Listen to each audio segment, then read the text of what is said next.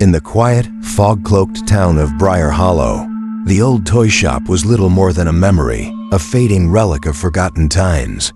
Its windows were boarded up, and the sign, once bright with the promise of curiosities, now hung crooked, the letters barely legible.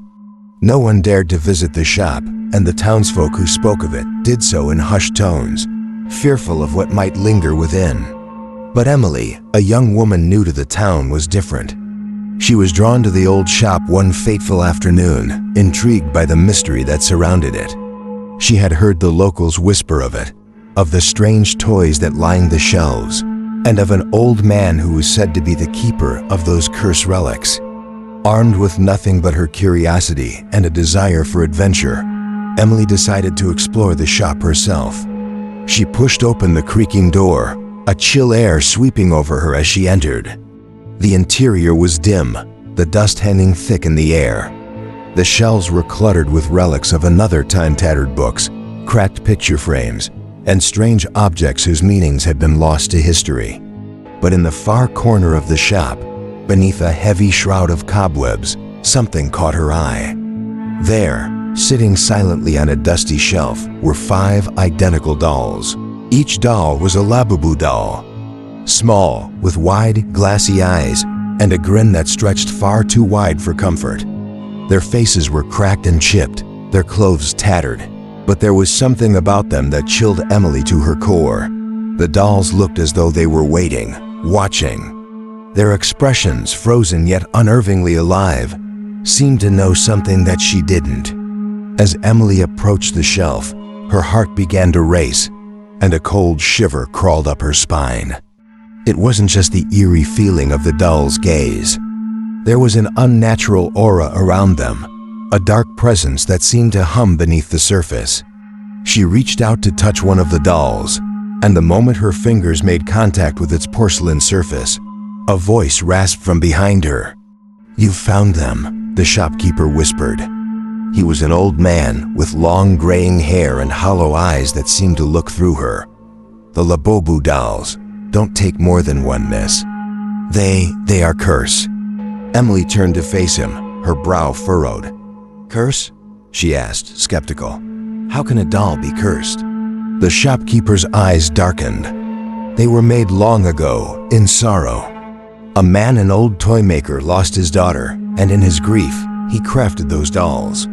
He sealed her soul within them, and the dolls became something more than just toys. They become possessive, hungry for those who dare take them home." Emily laughed nervously. "It's just an old story. You're just trying to sell them." The shopkeeper did not laugh. "Take one, and you'll see. It's too late for me. I've had them in my shop for years, and still, they haunt me. They'll never let you go." But Emily's curiosity overruled her wariness. She picked up the 5 dolls, and ignoring the shopkeeper's warnings, walked to the counter. She paid the old man, who wrapped the dolls in yellowed newspaper and handed them over with trembling hands.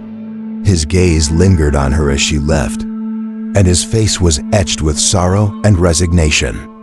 That night, Emily placed the 5 dolls on her dresser. The room was quiet, save for the soft hum of the wind outside. She turned off the lights and crawled into bed, her mind buzzing with the oddness of the dolls. But no matter how tired she was, sleep did not come easily. She couldn't shake the feeling that she was being watched. Then, at exactly midnight, she heard it, a soft, eerie giggle.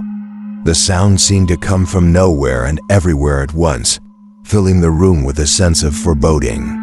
Emily sat up in bed, her heart racing. She glanced toward the dresser, where the dolls sat motionless, their glass eyes reflecting the faint light of the moon filtering through the curtains. The giggle came again, louder this time, followed by a whisper. "Emily."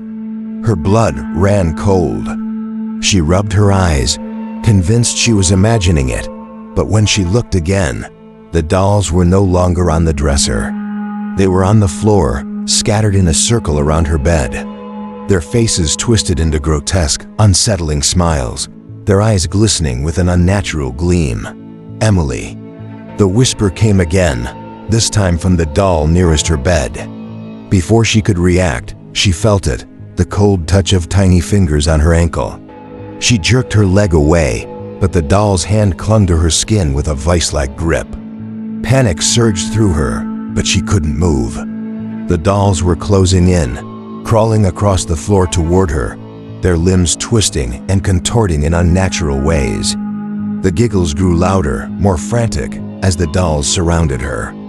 "No," Emily whispered, her voice trembling with terror. "Please, no." One by one, the dolls climbed onto her bed, their hands cold and sharp, pressing into her skin. They whispered her name, their voices merging into one, a chorus of malicious laughter that echoed in her ears. Emily tried to scream, but her throat tightened, her breath growing shallow. She felt herself being pulled toward them, her body growing weaker with each passing second. And then, the darkness took her. When Emily awoke, the room was still. The dolls were no longer on the bed. They were sitting on the dresser once again, perfectly still, their eyes gleaming with malevolent satisfaction. But something was different. Emily stood up, feeling strange, unbalanced. She stumbled toward the mirror, her reflection fuzzy at first, but then it came into focus. She gasped as she saw herself, her face pale, her eyes wide and empty. The once vibrant spark of life in her had been replaced with the same cold, lifeless stare that the dolls wore. Her lips curled into a grin wide, unnaturally, stretching from ear to ear, the same grotesque smile that had haunted her dreams. It was then that Emily realized the truth.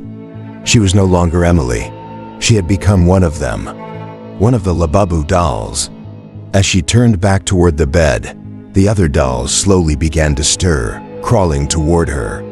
Their eyes gleamed with recognition, with a twisted sense of welcome. "Welcome, Emily," they whispered in unison. "You're one of us now." The town of Briar Hollow would never know what happened to Emily. They would never know that she had joined the ranks of the cursed dolls, trapped in a cycle of torment and darkness. The dolls, with their cold, lifeless eyes and wide, sinister grins, would continue to wait, always watching, always hungry, for the next soul foolish enough to take them home. And so Emily, now a part of the Labubu family, would wait. Silent, patient, watching the next person who walked into the shop. Another soul to claim, another life to steal. And this time, it wouldn't be just one, it would be 5. Always 5. Forever. To be continued.